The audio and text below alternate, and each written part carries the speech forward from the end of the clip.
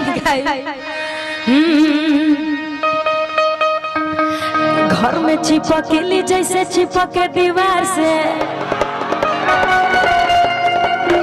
आओ सही चिपक जा तू हमारा भत अपना भतार से। ढेर दिन पयलू हम हर से कार से, प्यार तू अपना भतार के। ओले हवान होगा कि आज भर ढीला ढोढ़ी जनी छीटा, अपना मिजाज जनी हवाला फीटा। कि घर में चिपकली जैसे चिपके दीवार से, ओ सब चिपक जा तू अपना भतार से। क्या बात है कि घर में चिपकली जैसे चिपके दीवार से, ओ सब चिपक जा तू अपना भतार से।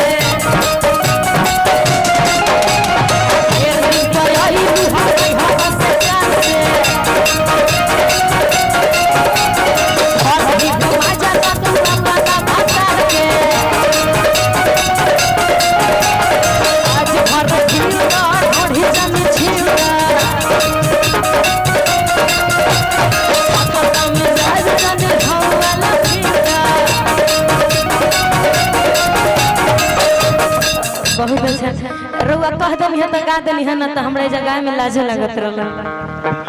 लाज का है लगता स्टूडियो में गा दे हलो लोग सुन ले बत मंच पर उहे तार हिट बत लाज का है।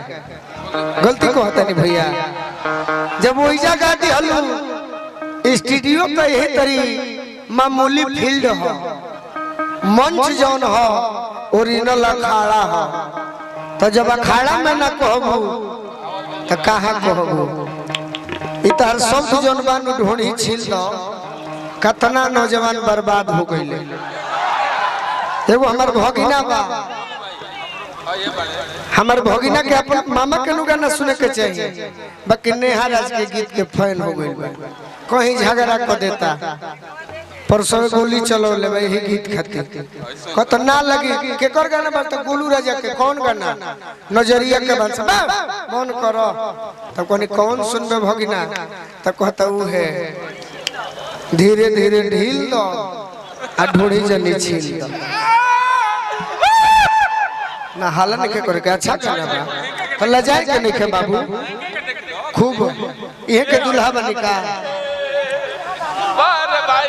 रौरे दुल्हा बनी संजीव भैया ठीक बा है ना, बहुत सम्मान कुछ कहे दी हमरो के पहले तो हमरा ओर से शुभकामना बा, बहुत धन्यवाद आपका कि जोड़ी बनो रहे दुल्हा दुल्हन के 2-4-6 महीना में जोड़ा बेटा होखे, एगो के नाम गोलू होखे एगो के नाम राजा होखे, और तीसर का जौन सुपुत्री होखे ओकर नाम अंजनी होखे। एगो ताली बजा दी हमरा संजीव भैया खातिर। और नेहा राज के गीत रो सब सुनत नहीं सुनी, अच्छा गीत बा और एकर धुन जौन बा सबसे प्यारा बा, तो गावे के बाल बजाए के नहीं खे गा दो ओकर बाद फिर हम शुरू कर खोली तो थोड़ा हेलो हेलो हेलो रह दी हेलो हेलो हेलो आई एगो सेहरा के फरमाइशी बता। हाँ एक एगो मुखड़ा एगो अंतरा गायब सेहरा, ओकरा गोलू भैया है।